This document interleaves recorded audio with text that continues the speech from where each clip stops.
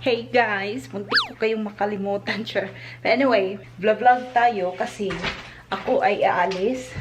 Meron akong hair appointment. Kung nakikita nyo, yung aking buhok ay may kulay. Kung hindi nyo pa napanood yung video na to, lilink ko dito sa taas. Ewan ko kung kailan ako nagkulay nito guys, pero hindi talaga siya masyadong bet ni Gariot. Sorry naman. Gusto niya ibalik sa itim. And sabi ko, well, siguro ang gagawin ko dahil mainit naman ang weather dito sa California ay mag-ano na lang.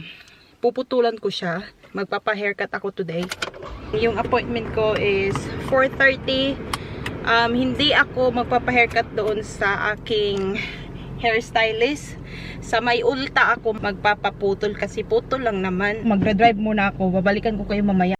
A few moments later. Kakarating ko lang dito. Meron pa akong mga 15 minutes. Itong ulta na to, malapit to siya sa may mall. Meron sanang isang ulta na mas malapit sa akin, pero wala silang hairstylist doon. Kanina pa lang ako tumawag para magpa-hair appointment and hindi ko naman ina-expect na meron pala silang available today. So, ito yung pinaka ano nila, 4:30, yung earliest nila na available.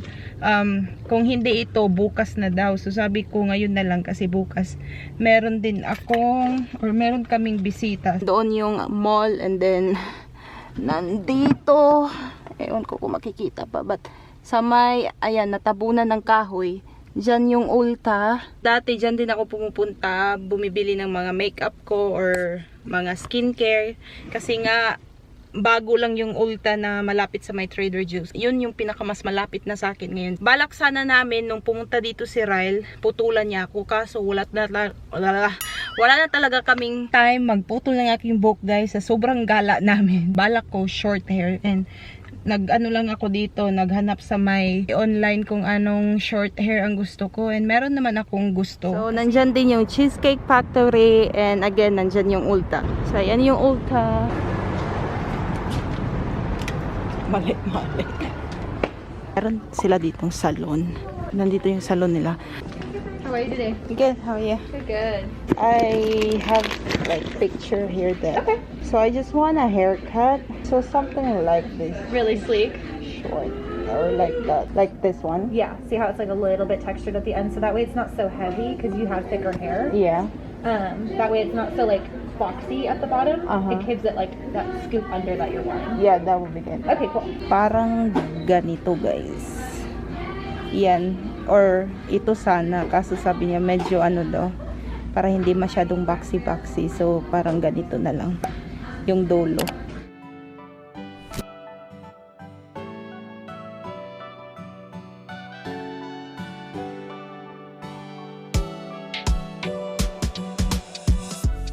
Washing my hair.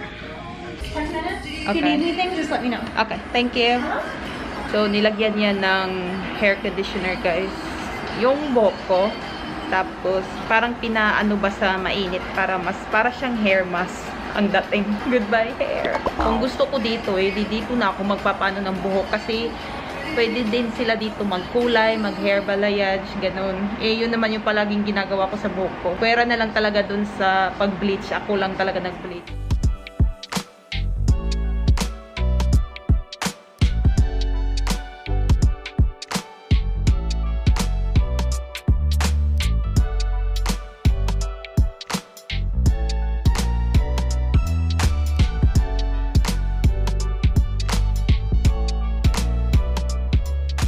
Have like a little bit of a side bang over here. Do you want to keep doing that, or do you want to let that grow out?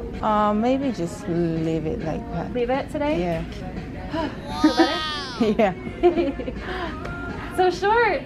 I know, my husband, he doesn't approve like short hair. He doesn't like short hair. Oh, rebellious. Good. Ang short na niya, guys. Saan ka dyan?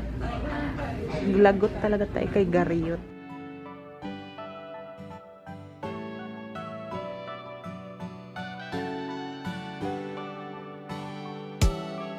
Sino ka dyan? Lagot talaga tayo kay Gariot. Patay. Hindi pa mo. First First time ko ata ganito ka-short. I mean, nagpa-short naman ako dati. Kaso, parang hanggang dito lang yun. Pero, my God, gusto ko po guys. Hanggang sa pakiramdam. So, ngayon, maghahanap ako para sa mukha na spray. So, ito yung hinahanap ko. So, bibili lang ako ng 3 kasi ito naman yung ginagamit ko na toner. Siya yung ginagamit ko na pang toner. So, meron na tayong sobrang putik naman 2 ganito, tapos isang ganyan. Mas gusto ko kasi yung amoy nito, tsaka sana yung rose. Kaso wala sila nung rose. And I think 12 yan siya. Yeah, $12. Yeah, I think uwi na ako. Gusto ko sana bibili ng boba, pero hindi na siguro guys. Uuwi na lang ako. O, diba? Short talaga siya. Good luck talaga ako dito kay Garriot. Many minutes later. Dito na ako sa bahay, guys. Meron pala akong konting binili doon sa may Ulta. Kasi nga, papaubos na yung aking toner ba. Pinakita ko naman doon, pero hindi ako masyado nag-vlog doon. Bumili nga ako nitong Mario Badescu. 2 ganito. Ayan. And then, isang itong purple. Ayan. Kasi meron akong coupon. And then, bumili din ako nitong scrub. Kasi ito naman yung ginagamit ko. 2 lang. Meron akong yan. Tapos ito, wala ata ako nito. So, itong shampoo na sabi dito, blow dry. Miracle Glossing Shampoo. Paubos na kasi yung aking, ano tawag nito? Olaplex na shampoo. I-try ko muna to bago ko siguro bibili ng Olaplex. Pero ito yung ginamit ng babae doon na nag-ano sa buhok ko. Kaso hindi ko binili yung conditioner. But yun lang yung binili ko sa may Ulta. Sayang guys, hindi ko napakita yung reaction ni Garriot. Kasi nung nandun pa ako sa Ulta, pinasahan ko siya ng picture. Hindi niya kasi alam kung gaano ka-short yung buhok ko na ipapagawa. Pinasahan ko siya ng picture na alam kong ayaw niya itong haircut na to. So, ito yung pinasa ko sa kanya. Tapos, kanina kasi, bago ako umalis, nag-exercise kasi siya. So, ito yung pinasa ko sa kanya nung tapos nang makat yung buhok ko. So, sabi ko, ito yung buhok ko. Yan yung pinagawa ko sa buhok ko. Tapos, hindi siya nag-reply. And, akala ko hindi niya nabasa. Kasi nga, nung umalis ako dito sa bahay, ay nag-exercise siya. Yun pala, nagagalit pala siya. Yun pala, he was so mad when he got the text na ito yung nakita niya. Akala niya, ganito talaga yung buhok ko. So, kaya pala hindi siya nag-reply kasi galit na siya. So, pagdating ko dito, sabi niya, can I see the back? Pinatalikod niya agad ako. Akala niya siguro short dito sa likod ba. So, pagtalikod niya, sabi niya, oh my God, thank God, thank God. Damn right. Tapos sabi niya, pag yan talaga yung buhok mo, magdi-divorce na tayo. Oh, no! He said, I need to find a new. What I'm gonna find? Maghanap daw ako ng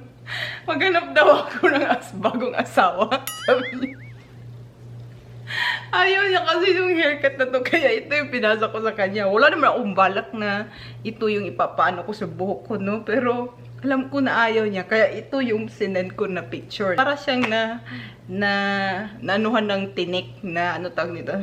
Ano tawag dyan? Naanuhan ng tinik ba? Na pagkakita niya, hindi ganito yung buhok ko. Sabi nga niya na, pag yan talaga yung buhok mo, ay Diyos ko, instant daw, mag-divorce daw kami. O, diba?